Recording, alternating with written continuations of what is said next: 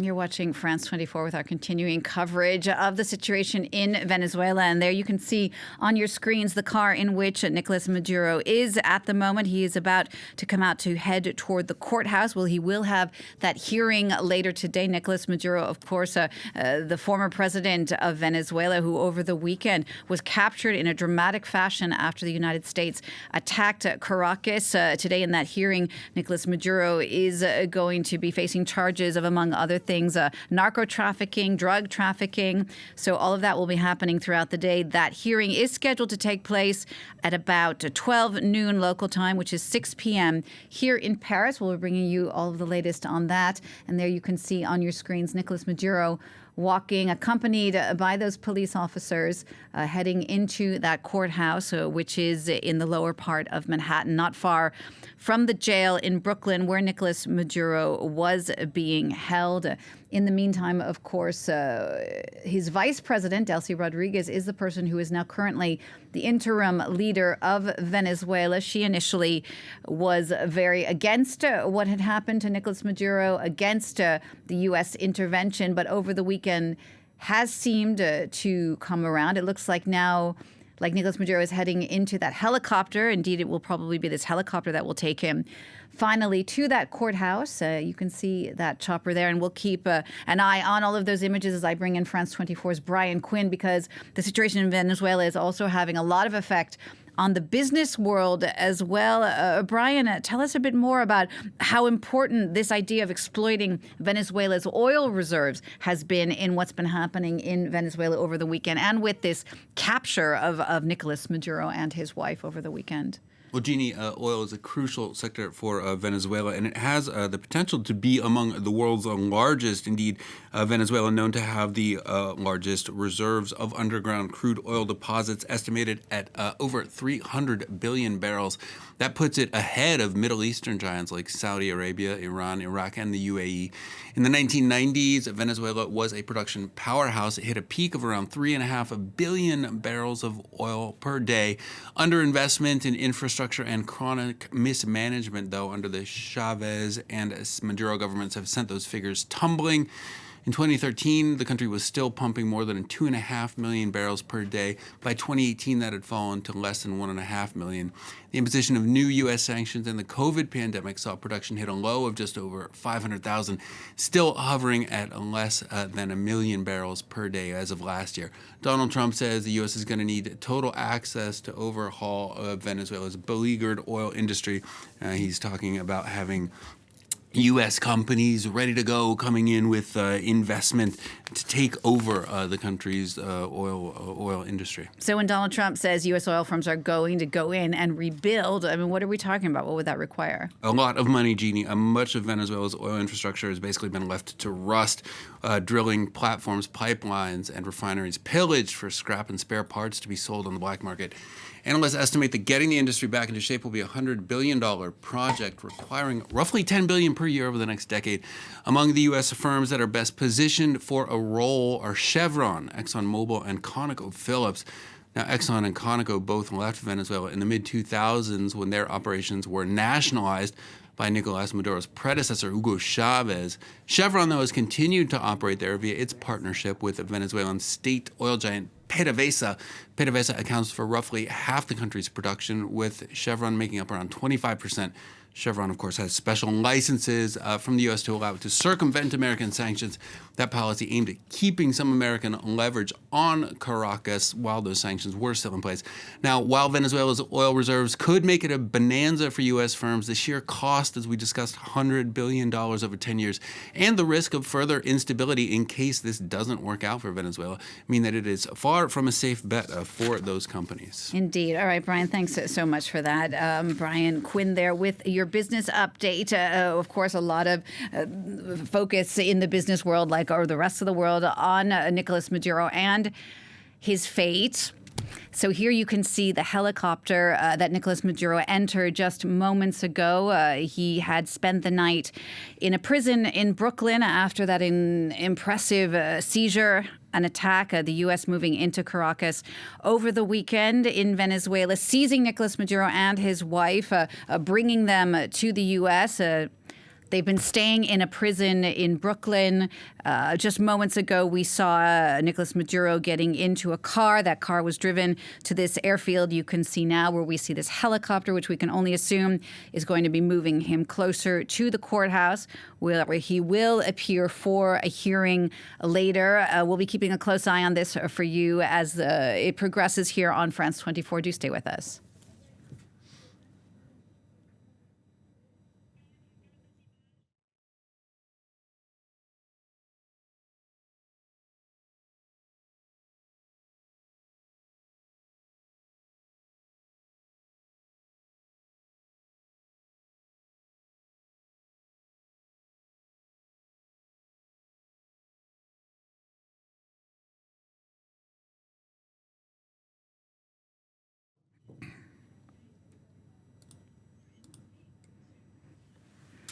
The images you see on your screen there are a helicopter that is carrying the ousted Venezuelan president Nicolas Maduro, who is due in a New York court later this Monday. He will be facing drug charges. In the meantime, the UN, also located in New York, will be scrutinizing the legality of that move from U.S. President Donald Trump, that extraordinary operation to move in and capture Nicolas Maduro along with his wife over the weekend. This was the biggest U.S. intervention in Latin America since the 1989 invasion of Panama. Over the weekend, we saw special forces swoop into Caracas on helicopters. They smashed through Maduro's security cordon and nabbed him, kidnapped him, some might say, at the door of a safe room.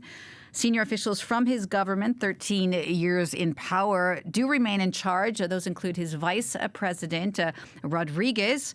The South American oil nation, of course, Venezuela, has 30 million people and, above all, a lot of oil, which is particularly interesting to the U.S. President Donald Trump.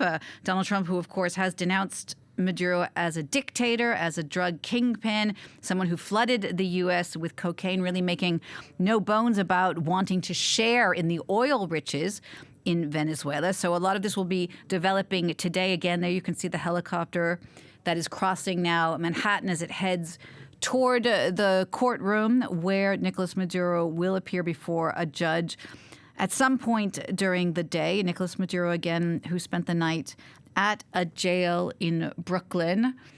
I'm here on the set with France 24's Brian Quinn, our business editor. And Brian, just explain to us a bit more, if you will, about how important this oil is in the world economy, the global economy, and what it would mean to the U.S. and particularly to Donald Trump. Well, it could be important. Eventually, Venezuela has around 17% of the world's known oil reserves. At the moment, it is not especially important. That's due to these decades of mismanagement and decay in its oil industry that we were talking about earlier. Right now, it accounts for just around 1% of the world's oil markets. So really what we've been seeing on oil markets is a fair bit of nonchalance. Oil is basically treading water, oil futures today. It's most important, perhaps, for the moment, to China. China is the top customer of Venezuela's oil. It takes around 2/3 of Venezuela's exports.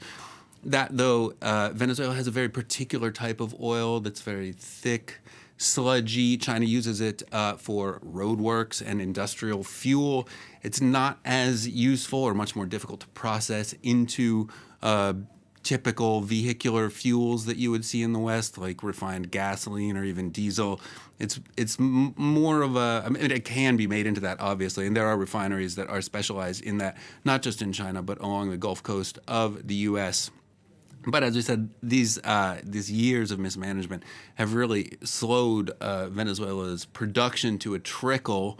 And now, in fact, with the U.S., what they're calling the quarantine on Venezuelan oil, essentially a blockade, a naval blockade of tankers, we're seeing Venezuela's oil storage facilities fill up to beyond their capacity, where even still the oil production facilities that are still working are not going to have anywhere to put that oil because they're not going to be able to send it. So China itself is not happy about this, to say the least. They're not reacting forcefully, but they are expressing clear disapproval of it. However, it's not going to make a huge difference to China. China has a buffer of some 82 million barrels of oil from sanctioned countries like Venezuela, Iran, Russia, even sitting in tankers at sea just waiting to be used.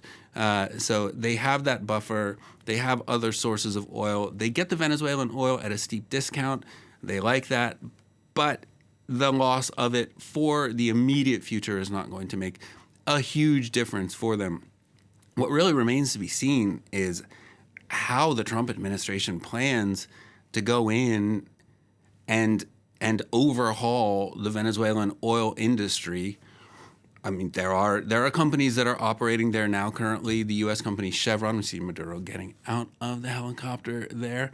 The oil company American Chevron operates in Venezuela under special licenses that allow it to get around U.S. sanctions, and that's in part just so that the U.S. can have an American company operating on the ground there, keeping an eye on how exports are going, and maintain some leverage over Caracas. Obviously, that leverage has now been used and taken up a notch, you would say, to the extreme with this capture of Maduro, seeing him perp walked across the roof of a Manhattan courthouse. We can only assume it is the Manhattan courthouse. Earlier, as the helicopter was flying from Brooklyn to the southern tip of Manhattan, we could see the sun starting to rise there. Now, apparently, Maduro isn't due to appear in court for at least 4.5 hours.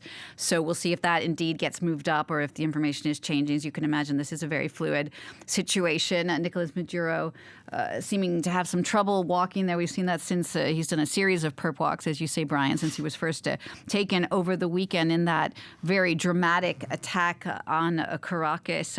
Nicolas Maduro going to appear before that New York court today. He's going to be facing drug charges. Now, of course, there are a lot of questions about the legality of all of this. The UN wanting to scrutinize the legality of Donald Trump's extraordinary operation to move in and capture him. But as the specialist in international law was telling us earlier when we were speaking to her, the difficulty with that is if the UN were to put any kind of sanctions on the U.S., those sanctions would basically be void because the U.S., of course, has a veto as a member of the UN Security Council. And so there is no way that, of course, the U.S. would sanction itself. So not a lot of room for maneuvering there from the international community in that regard at this point. But this was indeed the biggest U.S. intervention in Latin America since the 1989 invasion of Panama. We saw those special forces helicopters swoop into Caracas over the weekend. They smashed through Maduro's security cordon. They nabbed him right at the door of a safe room. I mean, it's really like something out of a movie. We now have his vice president, Delcy Rodriguez, who is in charge. She, of course, initially was very anti-U.S., even saying early over the weekend that it was she was going against the U.S., but then seemed to change her tune as the days went on. And there were a lot of mixed messages we've seen over the past 48 hours as well, between Donald Trump saying things like, we're in charge of Venezuela now, and then the Secretary of State, Marco Rubio, backpedaling on all of the Sunday talk shows, trying to say that he was not convinced that that was exactly what was happening. So there is still a lot of confusion on what's actually going to be happening in Venezuela, what it means. Would U.S. troops eventually go in? But as you can imagine, Venezuela's acting president is now inviting the U.S. government to collaborate on what she has called an agenda of cooperation. Our Delano de Souza's been taking a closer look at this. He reports now on the uncertainty that's gripping the country.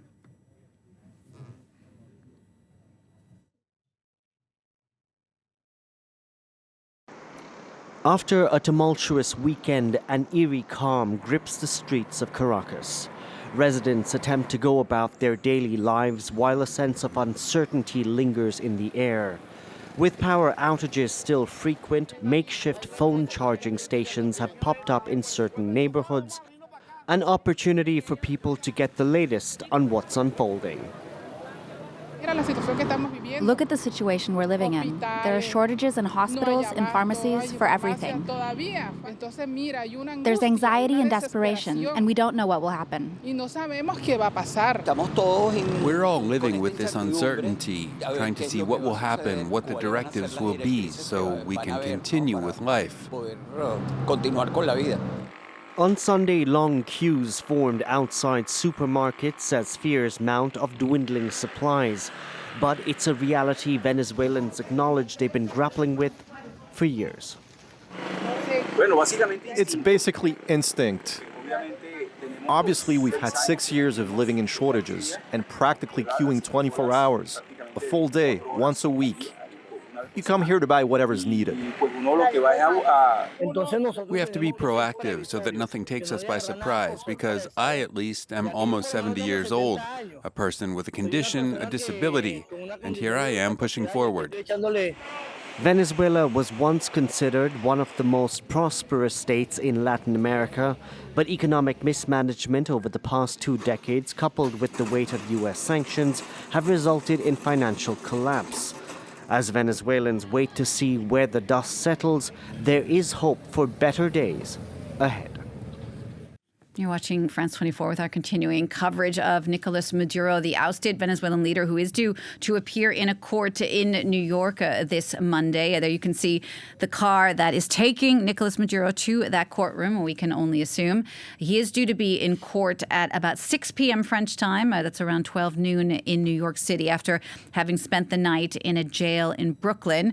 I'm joined on the set now by France 24's Philip Tourle, who's been keeping a close eye on all of this for us as well. Philip, just remind everyone a bit about what exactly happened over the weekend and how Nicolas Maduro came to be seized so dramatically by U.S. forces. We were all taken aback by the fact that this was totally unannounced. It was not expected. We've been sort of thinking Donald Trump might launch more attacks against Venezuela. He'd launched attacks against boats. He killed over 100 so-called drug traffickers that he's accused of bringing cocaine to the United States, and been threatening quite a long time down the line that he was going to launch at some point some kind of an attack against Venezuela. But the actual capture of Nicolas Maduro and his wife and their transfer to this prison in Brooklyn, I think, took everybody aback by the fact that it happened so quickly. Not even Congress was consulted about this in the United States. So there was a lot of action that nobody really expected. So there's a lot, and also you can tell when you look at these images of this armored vehicle carrying the former Venezuelan president and his wife to the courthouse where they're due to appear in about 3 hours from now. All the symbolism involved, the fact that we're being shown this image of him being taken through the streets of New York to this courthouse, the fact that this is the power of the United States, the power of Donald Trump. Yes, we can go in there, we can arrest these rogue leaders, so just be careful in case you are considered a rogue leader by Donald Trump. This could happen to you as well, because obviously these images are being shown all the way around the world on many international and national television stations right now. So it's sort of like a warning towards all of those who might be in the spotlight of Donald Trump, notably in Cuba, for example, also in Mexico.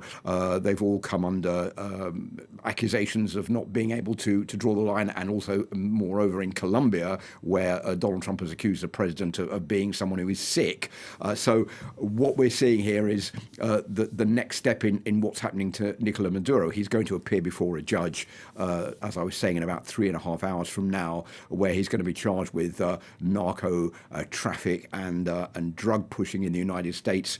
We'll have to see how that plays out and what exactly the charges are against him. But as I said, a very symbolic view this afternoon of all this taking place in the streets of New York, and really sort of warning, look, the United States is here. You better be careful, because we'll be coming after you next. Right. And of course, this all comes as the UN Security Council is also meeting a little bit later today to actually debate the legality of Trump's raid. And there really was no legal basis at all for the U.S. to go in like that. Well, if you look at international law, there's no body that oversees international law that can intervene to say, well, you broke the law. But it's true that there was no consulting of the United Nations as to whether or not the US should go in and do this. There is a way that the US can go in to see someone if they are under direct threat of attack. That didn't appear to be the case with Venezuela. There was no, in the United States itself, there was no agreement in Congress, as I was saying, for Donald Trump to go in and to seize Nicolas Maduro. So it's pretty thin on the ground for the legal basis for doing this. But there again, this is something the United States has already done in the past with Mikel Noriega in 1989 in Panama, where they went in and seized him against all international law. And I think what Donald Trump is doing this time around is pretty much basing what he's doing here on what happened in 1989 for Mikel Noriega, the former dictator of Panama, who was then incarcerated in the United States. So we're seeing a repetition of that, but this has left many nations short of breath in how to react to this. There have been very strong reactions from many left-wing organizations and governments in Latin America, but here in Europe, the response from many leaders, including Emmanuel Macron, including Keir Starmer, the leader of the British Prime Minister, have been criticised for being pretty lackluster and not tapping on the table saying the United States has broken international law, more or less welcoming the fall of Nicolas Maduro and saying, yes, it's a good thing that he's gone, but not criticising the US action and the US decision not to uphold international law. Indeed. And while all of this is happening, we have Donald Trump also announcing his intention to, quote, run Venezuela. Meanwhile, you have the Venezuelan vice president, who's now the interim leader, Delcy Rodriguez, who used her inaugural address to say never again will we be a colony, speaking of Venezuela. Of course, just about 24 hours after those comments, Rodriguez seemed to change her tune, saying that she would indeed be ready to try and work with the United States. Our Charlie Hughes takes a closer look at what Venezuela's future might hold. Crowds of demonstrators took to the streets of the Venezuelan capital a day after the US bombed the country and seized its leader Nicolas Maduro and his wife. Some in the capital are anxious about what lies ahead. Actually, I'm anxious because I don't know what's going to happen. I try to stay calm because I have a family, I have small children. These pictures show the Supreme Court delivering their ruling that Delcy Rodriguez should take over as president, a ruling that has been endorsed by Venezuela's defense minister, who has urged the country's population to resume to their normal activities. The Bolivarian government will guarantee the governability of the country, and our institution will continue to use all its available capabilities for military defense, the maintenance of internal order, and the preservation of peace. Trump has warned Rodriguez she will pay a bigger price than Maduro if, quote, she doesn't do what's right. Describing the idea of elections in Venezuela as premature at this stage, US Secretary of State Marco Rubio has suggested the US won't govern Venezuela, but will push for change through an existing oil blockade.